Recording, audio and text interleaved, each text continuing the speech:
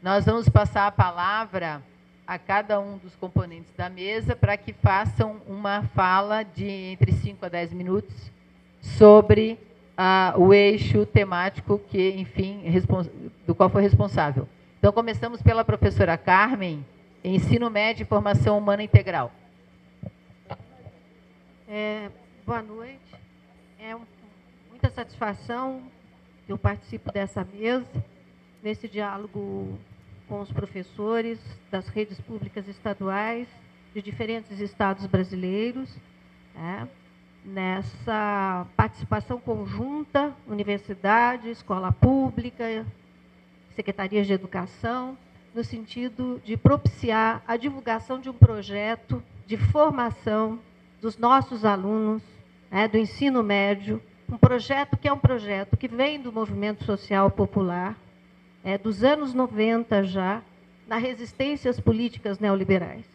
É um projeto que foi construído pelos movimentos sociais. Então, há tanto as diretrizes curriculares nacionais, como os documentos base do PROEJA, não foram elaborados repentinamente por um grupo de técnicos do MEC. Eles são fruto de um trabalho, de um movimento em defesa de uma escola pública de qualidade social para todos. Então, nós temos, sim, um projeto de ensino médio. E, nesse sentido, o primeiro texto que compõe a formação desses professores diz respeito a um ligeiro... Nós optamos por fazer um retrospecto histórico do desenvolvimento e conformação do ensino médio, de forma que os professores pudessem utilizar essas reflexões para a análise do segundo tópico, que consiste nos indicadores que precisam o quadro complexo da educação brasileira e que nos permitam a todos refletir em termos da produção de políticas públicas que venham superar esses problemas na direção de uma democrática e emancipatória. Gente, olha, não sou eu que estou falando com a boca muito perto, estou falando normal, né?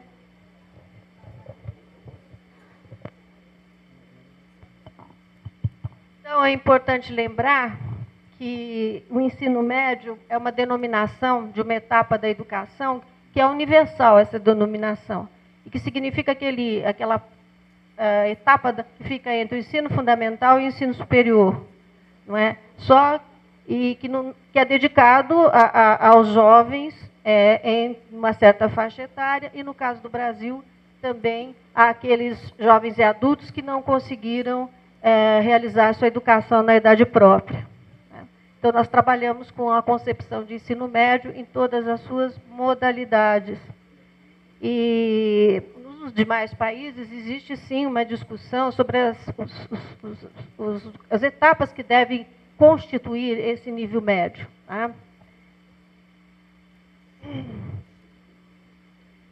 Como é que foi montado? Nós, aqui no Brasil, nós podemos pensar que o ensino médio representa...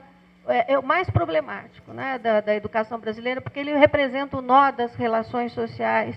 É isso. A sua organização e as suas atribuições, historicamente, vem contribuindo para a reprodução e a naturalização das desigualdades sociais da população brasileira. E como é que nós pensamos em organizar esse relato histórico, em primeiro lugar?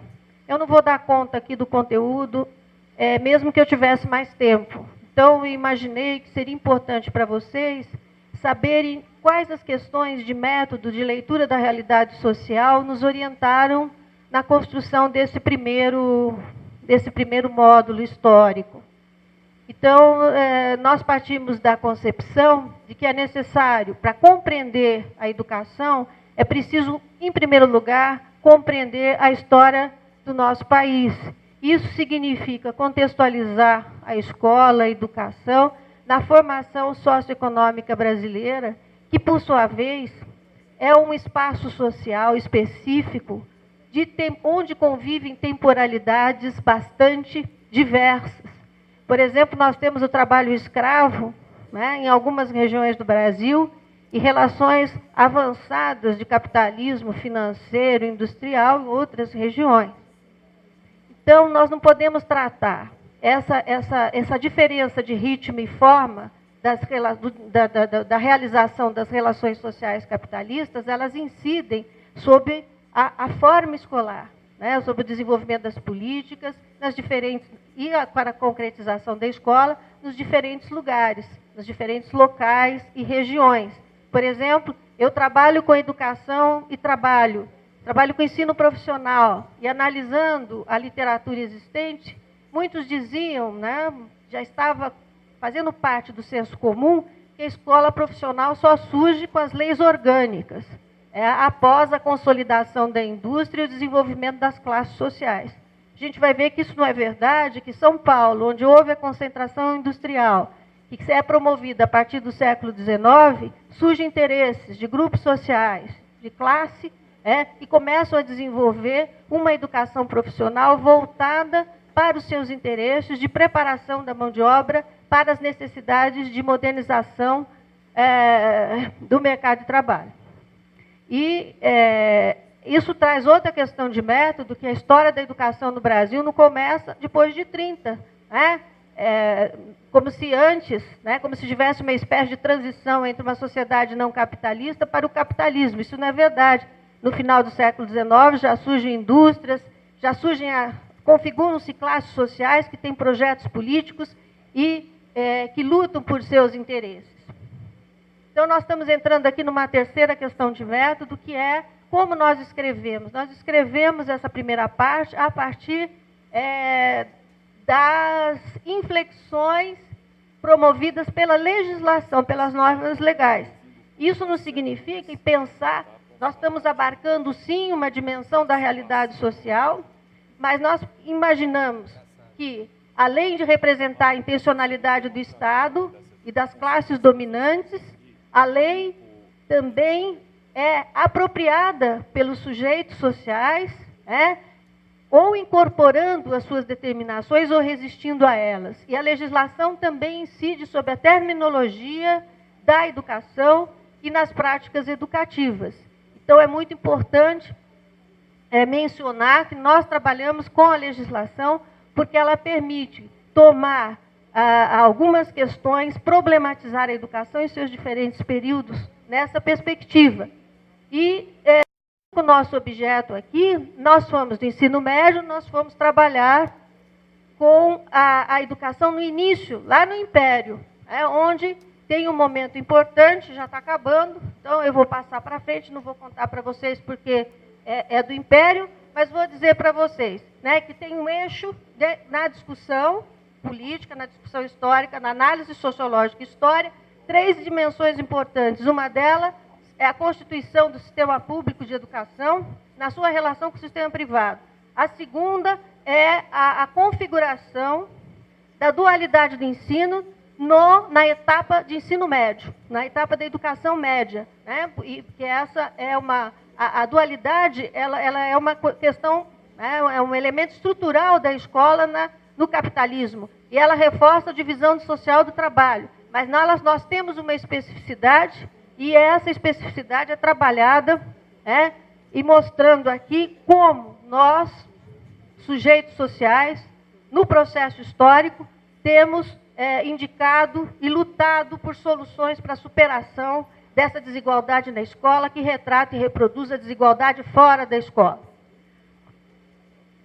Então, a terceira questão já está anunciada aqui, é que há uma relação que é tratada com muito carinho, porque a literatura também obscurece, é a relação entre mudança social e modificações na educação, mostrando que a educação é um espaço de conflito e de luta, e que os sujeitos sociais não são só individuais. Quem faz a educação no Brasil não é só o Estado demiurgo que fala por si mesmo, e nem os técnicos ou os iluminados intelectuais, que, apesar de serem interessantes, né, o Anísio Teixeira, o Fernando Azevedo, não são os únicos que lutaram. Existem sujeitos coletivos que estão presentes em vários momentos na conformação da educação brasileira.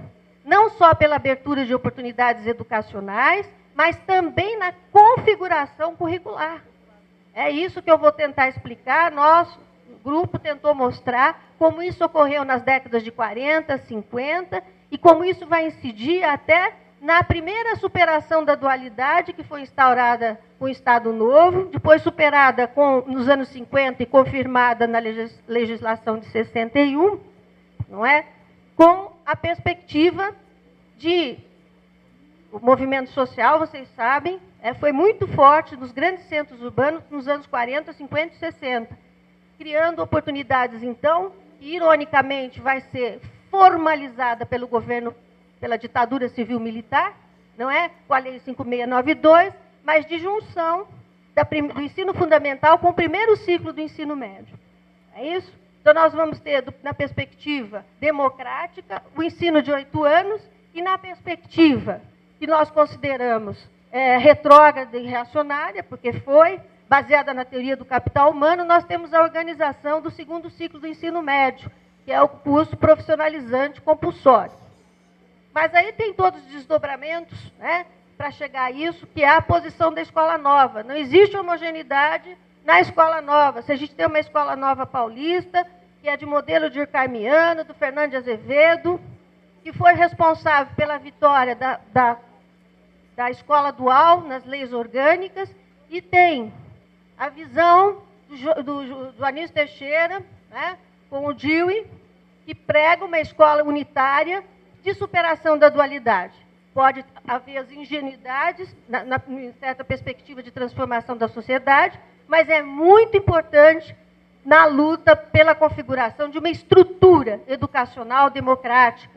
Então, esses exemplos são complementados pela ação, pelas experiências que apareceram das escolas experimentais, dos ginásios vocacionais, que traduzem experiências do século XIX e no Brasil da escola moderna, visando, é uma experiência única de currículo integrado, tendo trabalho como princípio educativo. Não é?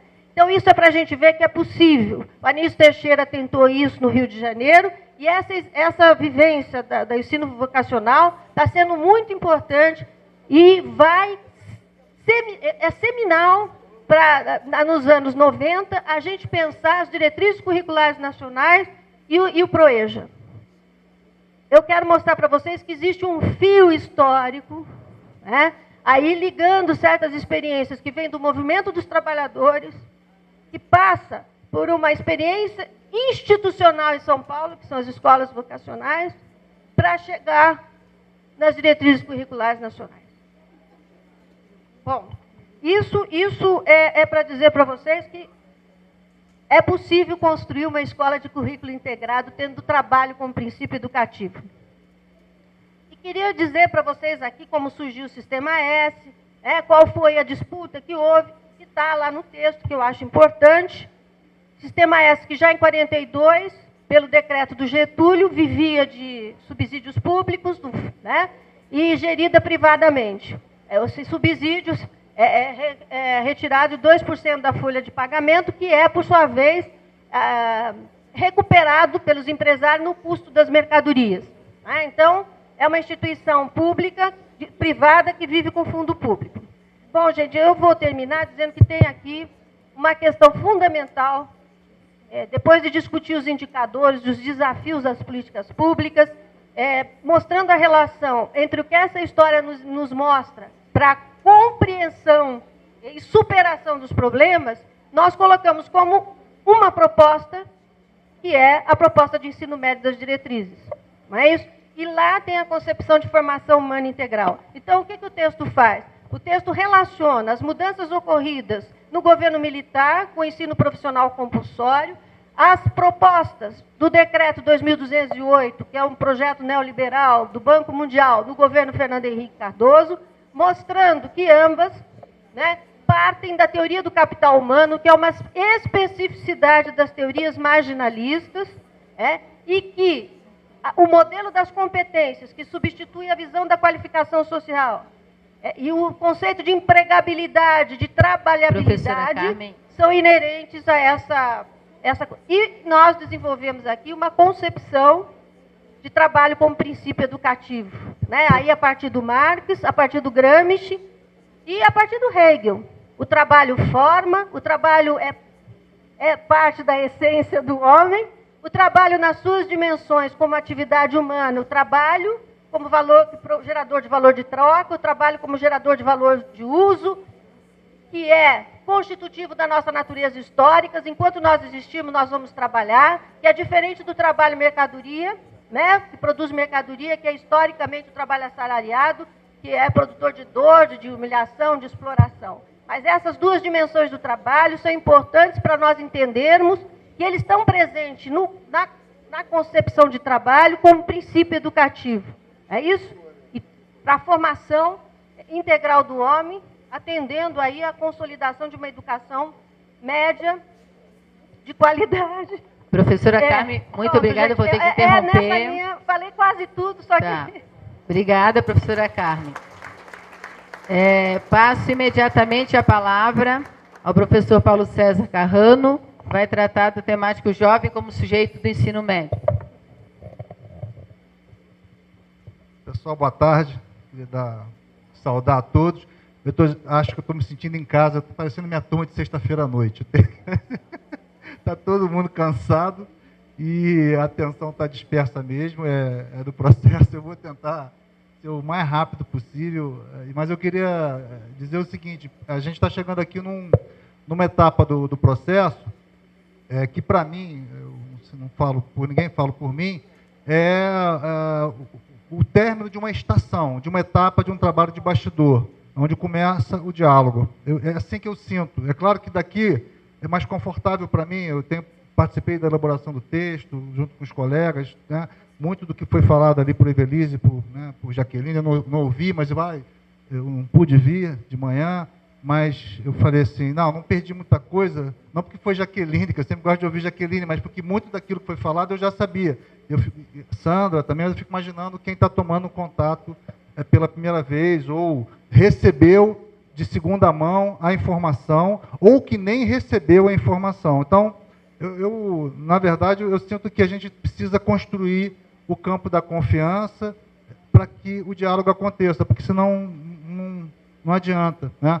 Então, bom, meu nome é Paulo Carrano, queria dizer assim, rapidinho, sou da Federal Fluminense, e dizer algo, eu não vou, como o Carmen, né, o texto é muito denso, né, o texto de Carmen, por exemplo, é uma pena não poder falar com calma sobre o texto.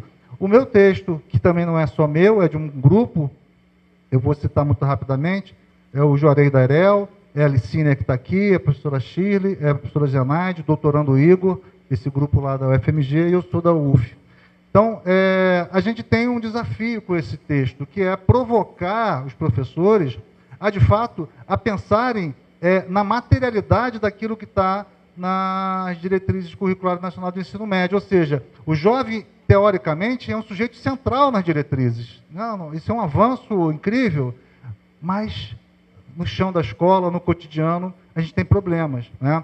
Eu acabei agora de acompanhar, ainda aqui indiretamente, o texto final lá do PNE. Né? É muito interessante que eu estava olhando, junto com uma colega, e o texto do Estado. Né? Aí alguém falou, gente, mas a palavra jovem não aparece nenhuma vez. A palavra estudante não aparece também.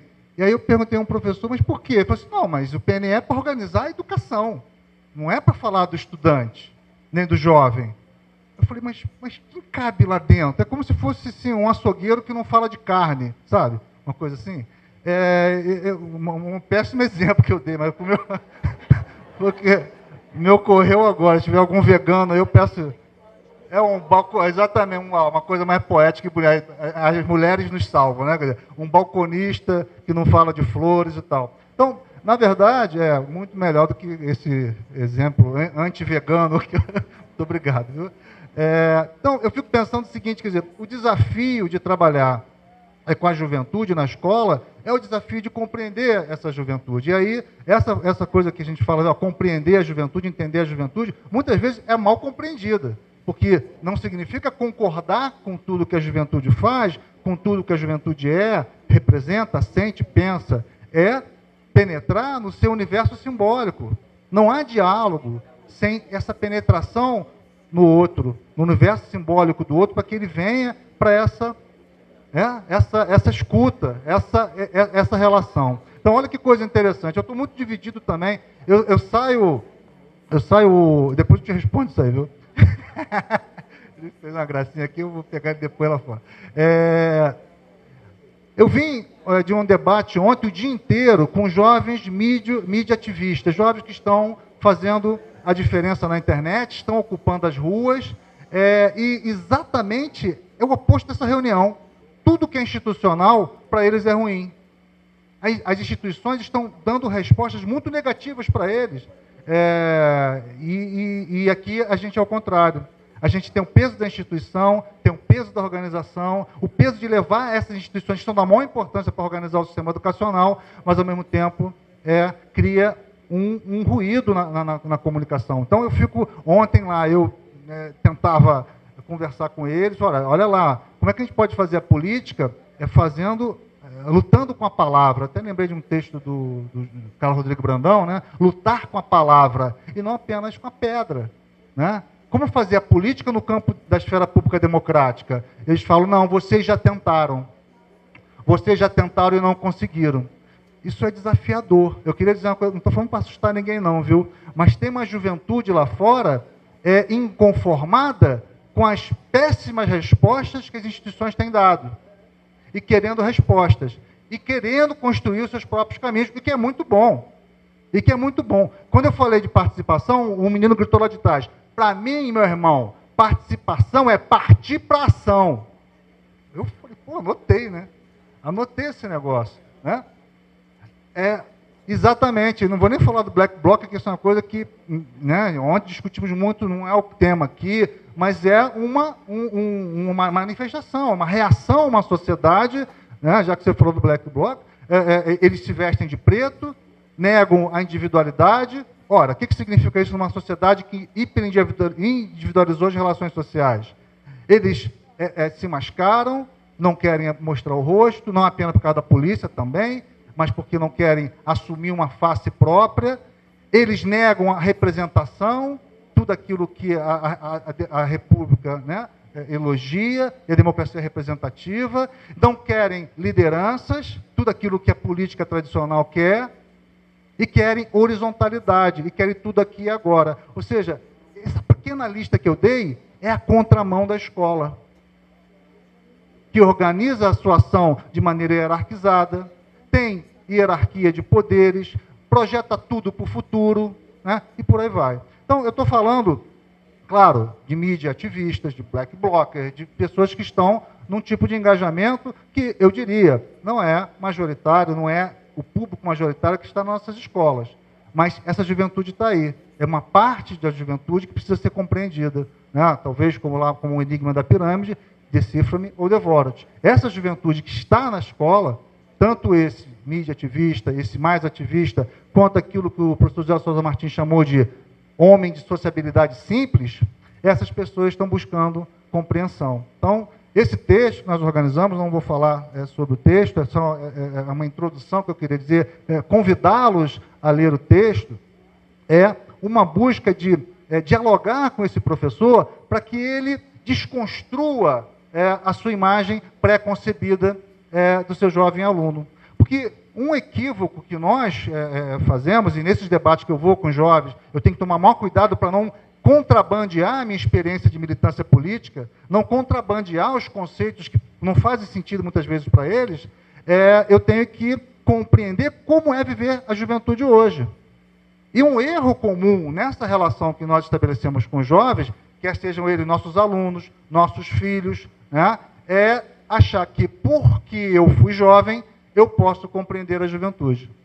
Ou mesmo, um erro comum também, porque eu sou um professor jovem, 22, 23, 24 anos, eu compreendo o meu aluno que tem 16, 17 anos. Olha, o gap de 5 anos hoje, nesse tempo acelerado, é muito grande, né? Os nativos digitais para a ONU são aqueles que há 5 anos estão entre 15 e 29 anos, são aqueles que há 5 anos estão imersos no reino da internet. Há professores de 26, 27 anos que não viveram essa intensificação, não podem ser considerados nativos digitais, por exemplo. Então, o que significa isso?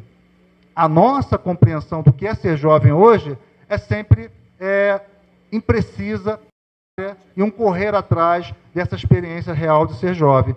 Ou seja, só sabe o que é ser jovem hoje quem está vivendo a juventude no tempo presente. Então, esse texto se organiza com essa perspectiva.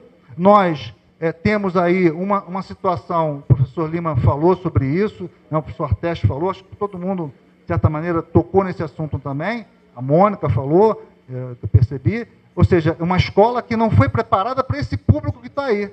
Então, nós temos uma situação muito grave, né, de perda de sentido de presença. Eu estou na escola, mas eu não faço parte dela. Né? Eu já encontrei 2 professores, inclusive uma aluna minha, que já tem experiência de educação, que se referia aos seus alunos como elementos, usando categorias, inclusive, da delegacia de polícia. Quem usa a palavra elemento é policial. E dividia a turma entre os alunos e os elementos. Isso significa uma profunda colocação desse sujeito na porta de saída. Então, estou na escola, mas não faço parte dela. Então, o texto é uma convocação para que a gente compreenda o sentido de ser jovem hoje. E compreender o sentido de ser jovem hoje significa até encontrar aqueles elementos civilizatórios que nós não queremos que faça parte nem da escola, nem da sociedade. Mas se você não estabelecer o diálogo, esse sujeito vai encontrar outras redes de relacionamento, outras informações, outros sujeitos que vão apoiá-lo e confirmar os seus jeitos de ser. Tá? Para concluir, eu queria dizer que nós começamos o jogo com um convite, ou seja, de interromper o que nós chamamos de jogo de culpados. O que é o jogo de culpados? Os alunos, quando estão sozinhos, em geral, falam muito mal dos professores, e o professor que falou aqui que está sendo culpabilizado, eu não sei se aqui, eu não estava de manhã, se alguém falou mal de professor, eu acredito que não. Mas, como foi recebido, pode ser diferente. Mas, eu vou dizer, nos contatos que eu tenho com os jovens, nas pesquisas, nas escolas, alguns deles, muitos deles, falam muito mal dos professores. Com razão e sem razão, mas a razão de cada um é uma razão real. A gente tem que entender isso. Os professores, quando estão sozinhos também, falam muito mal dos alunos. Então, esse que nós chamamos de jogo de culpados. Interromper o jogo de culpados é estabelecer espaços de escuta, de diálogo, de interlocução. Esse é o convite desse texto, compreendendo que ser jovem, especialmente jovem popular, que majoritariamente é esse jovem da nossa escola pública estadual, compreender o jovem hoje é praticar o diálogo. Eu queria terminar com algo que nos inspira muito nas atividades que nós temos feito em torno do Portal em Diálogo, uma rede de 9 universidades, junto com as SEDUCs também, de 9 estados. É um método para o diálogo. Quem quiser anotar, fique à vontade. Do poeta Antônio Machado, poeta espanhol. Método para o diálogo. Para o diálogo, primeiro pergunte, depois escute. Acabou o método. Obrigado.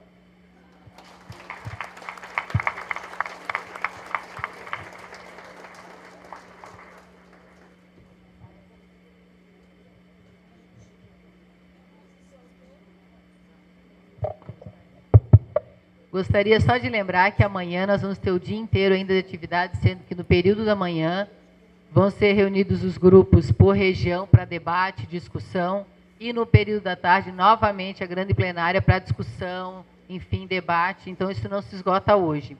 Passo imediatamente a palavra, então, à professora Mônica. Isso. Eu, lembrando um pouco o que a Maite diz agora e o que o Carrano acaba de dizer também, esse seminário, eu entendo que ele é um grande catalisador para o diálogo. Então, se esse diálogo não estava dado entre universidades e escolas, entre universidades e secretarias, nós estamos aqui fazendo um grande convite, nós, MEC, nós, universidades, nós tivemos uma reunião, muitos de vocês estavam, com 31 universidades presentes lá em Brasília. Então, eu estranho um pouco quando dizem que isso é novo. Pode ser novo para alguns e assusta, mas ele não é uma construção do Ministério da Educação. Este seminário é uma construção que veio se dando ao longo de 2013, no diálogo com as secretarias de Estado, com o CONSED, com os coordenadores de ensino médio, com o Fórum de Coordenadores, com algumas universidades que não são apenas as 13 que participaram da produção e discussão desse material. Por isso é que eu vejo, às vezes, a necessidade do que o Carrano trouxe agora. O diálogo é o mote. E nós estamos aqui, sobretudo, para isso. Para dialogarmos em torno de uma questão comum, que é a do ensino médio brasileiro. Sobre o material, ele foi, a partir de um convite, sim, do Ministério da Educação, ele foi sendo pensado, mas ele não foi imediatamente para a escrita. Nós tivemos várias reuniões, algumas mais tensas do que outras, até que chegamos a um formato, primeiro, em relação à linguagem. Nós tínhamos uma certeza, por isso eu sei que nós não produzimos sozinhos, mas produzimos no diálogo com as escolas e com as secretarias. Nós teríamos que pensar um material que fosse, em primeiro lugar, um texto que conversasse com os sujeitos da escola e com as suas práticas, e com as suas angústias, em relação a quem são os alunos, como é a gestão da escola, qual o currículo. Por isso, nós fizemos de tudo para pensarmos um texto mais dialogado. Um texto que, de fato, não levasse verdades prontas, mas que fosse, junto com os professores, construindo as questões, ajudando a elaborar as questões e respeitando as questões que vêm do debate a partir da escola. Por isso, ele tem, para além do texto, ele tem alguns links. Ele tem links que nós chamamos de Saiba Mais, Traduzindo e Reflexão em Ação. Isso para remeter a outras linguagens, né, o cinema, a música, a poesia, outros textos de lei. Ele tem textos que provocam o debate a partir do que tem sido praticado na escola, por isso é que fica o convite para que todo mundo passeie, então, por esses textos que estão, mesmo se forem impressos, em versão absolutamente preliminar. Isso, o impresso, nós queríamos ter trazido para hoje. Eu vou explicar, já que foi perguntado que o texto já está nos finalmente para ser impresso. Nós queríamos ter trazido para hoje, para que todo mundo tivesse o contato já na mão do que é esse material para ser posto em discussão. Infelizmente, por questões de ordem administrativa, que envolve o pagamento, obviamente, das impressões, e tempo na imprensa da universidade, nós não pudemos trazer. E aí nós tivemos a ideia de colocar esse material nos pendrives, para que pelo menos vocês possam levar para casa. Ele também estará disponível na página do setor de educação da UFPR, para que quem quiser dialogar com esse material, mesmo na sua versão preliminar, possa dialogar. E ele ainda vai para a versão definitiva após essa discussão que nós faremos aqui. E que na formação, que se tudo der certo, a partir desse nosso grande diálogo, a gente consiga atingir o maior número possível de professores das nossas escolas, esse material não será impresso, ele será veiculado nos tablets. Ele estará disponível na página do MEC para ser baixado. Quem quiser baixar no celular, vai poder baixar no celular. Quem quiser baixar no seu notebook, no seu iPad, no seu tablet, a ideia é que ele, após esse debate, veicule e adquire a maior possibilidade possível de dialogar diretamente com os nossos professores. Por isso, ele não é uma verdade pronta que chegará lá. Ele é um elemento de provocação em torno do que as diretrizes curriculares propõem. Para o texto de currículo, que é o terceiro eixo, nós não somos os únicos autores, mas o tempo é bastante curto. O texto de ensino médio não é só a doutora Carmen, né? São outras pessoas também que escreveram. O texto de juventude também, o texto de currículo, fui eu e o doutor Artestes, após o diálogo com esse grupo todo, pudemos sistematizar. E ele tem como elementos, primeiro, os pressupostos e fundamentos para o ensino médio de qualidade social, o sujeito do ensino médio à formação humana integral. Nessa primeira sessão, a gente defende a ideia de que temos, sim, que superar o caráter enciclopédico, dualista, fragmentado e hierarquizante do currículo do ensino médio. E colocamos em defesa de uma perspectiva curricular menos fragmentada e mais integrada. Para isso, a gente traz como elemento o conhecimento como eixo central para a gente pensar o currículo. A segunda sessão é dimensões da formação humana, trabalho, ciência, tecnologia e cultura e os sujeitos do ensino médio. Aqui a gente busca chamar o diálogo com esses jovens, sendo Black Bloc ou não, sendo Mídia Ninja ou não, sendo eles quem forem, procuramos chamar esses meninos para discutir com o currículo da escola a partir da dimensão do trabalho, da cultura, da ciência e da tecnologia. A terceira sessão discute uma ação curricular integrada para uma formação humana integral. E aqui a gente traz o resgate do conhecimento no campo do currículo, tendo em vista pensar essa inteireza do ser humano. Por fim, a última sessão, a integração curricular a partir das dimensões do trabalho, da ciência, da tecnologia e da cultura na prática escolar. E aqui a gente ousa pensar algumas proposições. Caminhos possíveis na construção de uma perspectiva curricular integrada. Então, eu entendo que agradeço a Merina por ter permitido a gente poder falar um pouco desse material que estamos aí há algum tempo já debruçados sobre ele, e faço um convite à leitura.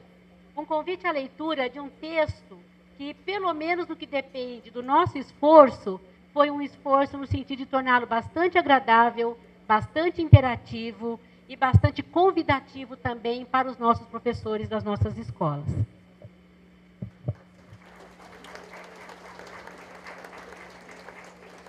Obrigada, professora Mônica. Agora passo a palavra à professora Alice, que vai abordar um pouquinho sobre as áreas do conhecimento e integração curricular.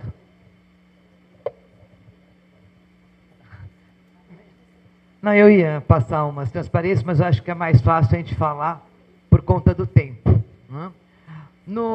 Nesse caderno, onde a gente vai trabalhar com as áreas de conhecimento e integralização curricular, a questão, né, que foca então na caracterização do que nós entendemos por área de conhecimento, né, e quais seriam as possíveis estratégias para esse ensino integrado. A problematização inicial para entrar nessa discussão, ela se inicia um pouco olhando ao longo do tempo como se dão os processos de produção do conhecimento e discutindo os diferentes momentos que eles vão perdendo a dimensão de totalidade, vão se fragmentando e se compartimentalizando em disciplinas, em áreas disciplinares. Se, por um lado, nós temos que reconhecer que essa compartimentalização ela teve um papel, por um outro, ela acaba tornando muito distante da própria comunidade científica os seus objetos. Seus objetos eles acabam tendo uma existência exclusivamente a partir de um certo paradigma que é, de alguma forma, socializado e que, quando se tenta transformar esse conhecimento em conhecimento escolar, ele acaba sendo conhecimento sem qualquer objeto. O porquê, então, essa tentativa, né, quer dizer, o pensar em áreas de conhecimento é uma forma de estar buscando caracterizar, a partir da definição de objetos, que áreas do conhecimento estão mais próximas. Não estamos falando ainda numa abordagem exatamente interdisciplinar. Estamos definindo, são definidas algumas áreas de conhecimento, cuja afinidade pode ser expressa por um objeto comum, não equivalente em cada um dos campos, em cada um dos componentes curriculares, mas a partir das especificidades que os produzem. Então, se eu penso na área de conhecimento das ciências naturais, ou se eu penso na área de conhecimento das ciências humanas, a gente consegue identificar objetos que são olhados a partir de diferentes perspectivas para esse objeto. Trata-se de uma tentativa de uma unidade, que seja tanto epistemológica como metodológica, e buscar organizar o currículo, tentando garantir uma integração mútua de conceito, de terminologia, de metodologia, de alguns procedimentos de análise que são específicas de cada uma dessas áreas do conhecimento. Um pouco avançando, olhando nessa perspectiva, isso ainda não garante um ensino integrado. Isso garante a possibilidade de identificação de alguns objetos de estudos que podem ser analisados, que podem ser observados a partir de áreas de conhecimentos que são diferentes.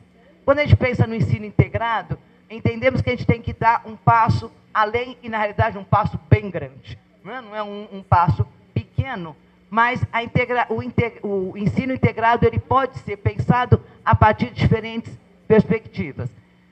Entendemos que, olhando não só para as diretrizes curriculares, mas também por toda uma história que levou, né, as diretrizes atuais se colocarem da maneira como elas estão definidas hoje, olhar para a questão do trabalho, da ciência, da tecnologia e da cultura como dimensões que podem ser elementos capazes de integrar um currículo. Acho que é importante a gente deixar claro o que nós estamos assumindo como trabalho, cultura, ciência e tecnologia. Quando a gente está falando em trabalho, a gente está pensando em praxis. Então, pensando em ação transformadora consciente, em modo pelo qual o ser humano produz para si o mundo, os objetos, as condições de que precisa para existir. Então, o trabalho é, nesse sentido, mais amplo. E, dentro desse contexto, a cultura vai ser o conjunto dos resultados dessa ação sobre o mundo. Então, ter o trabalho e a cultura como elementos que vão auxiliar, né, que vão trazer esse ensino integrado, é olhar para todo esse espaço que é formado pelo homem que, ao mesmo tempo, forma. A ciência e a tecnologia não estão fora disso, são igualmente produções humanas, resultados de trabalhos conscientes e, portanto, parte da cultura humana. Elas têm características, elas têm uma forma, uma linguagem, uma maneira de olhar que é específica, mas que elas precisam ser reconhecidas enquanto culturas. Então, o ensino integrado deve integrar, então, no seu desenvolvimento, as dimensões da vida social sintetizadas no trabalho, na cultura, na ciência e na tecnologia. Não vou, a gente tinha separado alguns exemplos de atividades que a gente propõe no caderno. Depois, se vocês acham que é interessante, a gente trabalha com um trecho da carta Zatel, né? Que é a carta que o Van Gogh manda para o seu filho, para o seu irmão, e que, na realidade, nesses trechos, é muito interessante a gente olhar como essas coisas, ao mesmo tempo em que elas integram um conhecimento, ao mesmo tempo que elas integram uma cultura, elas também disputam entre si. Né? É a ciência, é a tecnologia, é a arte com a ciência, criam uma certa forma de ver, ou elas trazem com si perspectivas ideológicas que às vezes se contrapõem e que precisam ser analisadas, percebidas e discutidas. A outra etapa, quer dizer, tendo esses elementos como eixo do ensino integral, a gente vai olhar para a questão de quais são os caminhos que podem levar à aproximação do conhecimento dessas áreas. E outra vez vamos retomar as questões que também estão presentes nas diretrizes do trabalho com o princípio educativo e a pesquisa com o princípio pedagógico. Nós estamos olhando esses dois caminhos como organizadores necessários na perspectiva da formação humana integral voltada para a construção de uma autonomia intelectual do educando. Por que nós estamos olhando para isso? Se eu estou entendendo, se nós estamos compreendendo, né, que a educação, com processo possibilitador de uma apropriação crítica da realidade, não pode se dar dissociada do trabalho, dado que entendemos, né, que a mediação concreta entre o humano e a sua realidade natural e social é esse trabalho, não tem como não pensar no trabalho como princípio educativo. E, por outro lado, se eu quero uma formação orientada para a busca de compreensão, soluções de questões teóricas e práticas da vida cotidiana, essa busca, ela se faz pela pesquisa, e não a pesquisa naquela concepção de fazer a pesquisa sobre um determinado tema, mas uma pesquisa que se faz a partir de uma problematização. Uma problematização que gera a necessidade, que faz com que o aluno sinta necessidade de buscar um determinado conhecimento, porque ele o reconhece como necessário para compreender, para superar, para avançar a partir da problemática que ele identifica. Já estou sendo aqui cortada, e acho que ela tem toda a razão. Então, a etapa seguinte, que é o projeto curricular, a relação entre os sujeitos e desses com a sua prática, a organização do projeto curricular de forma interdisciplinar pressupõe adotar abordagens que reconheçam o processo de contextualização do conhecimento como processo de efetiva problematização das condições socioeconômicas da comunidade e o conhecimento escolar como meio para a sua efetiva compreensão e possibilidade de superação, conferindo ao currículo uma maior perspectiva de totalidade, respeitando as especificidades epistemológicas das áreas do conhecimento e seus componentes curriculares. O que nós estamos querendo colocar aqui é que, na realidade, essas coisas, elas, embora a gente apresente no caderno uma após a outra, Na realidade, elas estão todas imbricadas. Se eu entendo que o conhecimento, ele só faz sentido para o aluno quando ele aparece como resposta a uma questão, eu estou entendendo que a problematização é um aspecto fundamental. Problematizar implica em contextualizar, porque ninguém problematiza a partir do nada. E se o problema é um problema que está localizado na vida, na existência desse sujeito, esse problema ele é obrigatoriamente interdisciplinar, ele envolve relações de produção dele como ser humano, da sua praxis, da sua cultura, e que envolve ciência e tecnologia. Desculpa, acabei.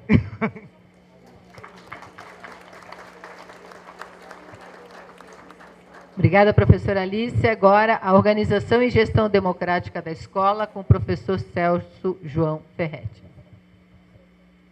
Boa noite. Bom dia. Daqui a pouco, boa manhã. Vocês devem ter notado que os temas que constituíram os eixos que foram expostos anteriormente abordam as questões curriculares, basicamente. E este texto que a gente preparou, o professor Domingos, o professor Ronaldo e eu, preparamos, não diz respeito a esta questão, mas diz respeito a uma questão estratégica para colocar em prática aquilo que está sendo discutido. Nós partimos do pressuposto de que não é possível fazer aquilo que está sendo proposto aqui se isto se põe dentro de uma escola cuja estrutura e organização e funcionamento é autoritário. Se isto permanece, né, nós temos constrangimentos para o desenvolvimento de um diálogo entre profissionais, de um diálogo entre professores, de um diálogo de professores com alunos, de modo tal que isto que está sendo proposto ganhe vida, ganhe sentido, ocorra de fato. Uma das questões que eu mais escuto, eu trabalhei em escola pública durante muito tempo, é que as coisas descem para os professores e que eles não podem discutir, eles não podem opinar. A proposta da discussão neste eixo é exatamente a discussão da gestão democrática da escola. Não é um tema novo. Desde os anos 80 se discute isso. Né? O que nós estamos fazendo aqui é exatamente esta ideia de que isto precisa ser colocado em prática para que essa forma de gestão, essa forma de organização e funcionamento da escola precisa ser colocado em prática para que aquilo que está sendo discutido como proposta curricular e de formação, de fato, aconteça. Não entendemos que a gestão democrática da escola resulte de uma concessão da Secretaria da Educação. Ou seja, a Secretaria de Educação concede à escola fazer a discussão, a prática democrática. Não. A prática democrática é uma conquista. Se não lutamos por ela, ela não existe. E esta é a proposta fundamental deste texto. Ou seja, autonomia verdadeira não é autonomia outorgada, é autonomia conquistada. E autonomia conquistada é luta. Isto significa o quê? Tocamos na questão que a professora levantou. Devem existir condições de trabalho para que as pessoas possam realizar o que está sendo proposto. Se esperarmos que venham sugestões de cima, decisões de cima, para que estas coisas aconteçam, elas provavelmente não acontecerão. Elas precisarão ser demandadas. precisará haver pressão para que as coisas aconteçam. Então, partimos aqui de que a efetivação de um ensino médio de qualidade implica que os profissionais que constroem a escola no seu dia a dia devem ter oportunidade de discutir as proposições educacionais apresentadas. Devem ter direito de ser informados sobre o que se quer fazer. Isto aqui é um processo de informação também. E o segundo pressuposto é de que, fazendo isto, participando deste processo e dessa luta, tornam-se melhores profissionais na sua área de atuação. Porque isto é parte do processo de formação. Processo de formação não significa apenas travar contato com novos conhecimentos, novas metodologias, novos equipamentos. Processo de formação significa transformar-se num outro ser, também por processos de luta. Neste sentido, entendemos que a gestão democrática da escola é responsabilidade do coletivo da escola. Não é responsabilidade do diretor. Não é responsabilidade apenas da Secretaria de Educação. É a responsabilidade de todos que estão trabalhando ali. Para que todos possam participar e disputar, é preciso que tenham condições. Não é possível haver diálogo dentro da escola se as pessoas não se encontram. Não é possível haver diálogo com os alunos se o único espaço que os professores têm na escola é para dar aula. Então, não estou dizendo nada de novo. Estou dizendo apenas que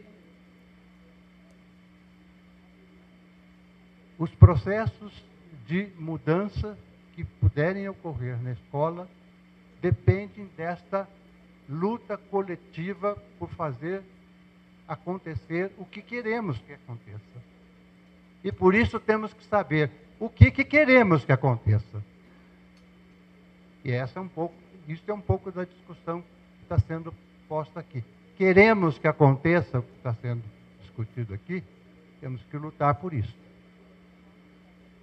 E neste sentido, recuperamos alguns elementos que vêm sendo historicamente discutidos a respeito da gestão democrática da escola, e inclusive garantidos por lei. Os conselhos escolares têm uma legislação que permite o seu funcionamento, inclusive estimula o seu funcionamento. No nosso entender, a instância máxima de decisão e de deliberação na escola deve ser o conselho escolar. E não uma figura, qualquer que seja. O conselho escolar, como coletivo que envolve professores, alunos, pais, técnicos, deve ser o espaço de discussão para o qual precisamos convergir. Todo o trabalho que a gente montou nesse texto aponta nesta direção. Trabalha com esta perspectiva. E trabalha, portanto, na perspectiva de recuperar elementos que já estão presentes, não tem nada de novo aqui, e de transformar esses elementos que já estão presentes na nossa discussão em ações concretas. Isto não significa necessariamente briga, mas significa afirmação de pontos de vista. Significa lutas por ponto de vista. E isso implica, portanto, trabalho coletivo. Né? E trabalho coletivo implica ter condições para tal. Obrigado.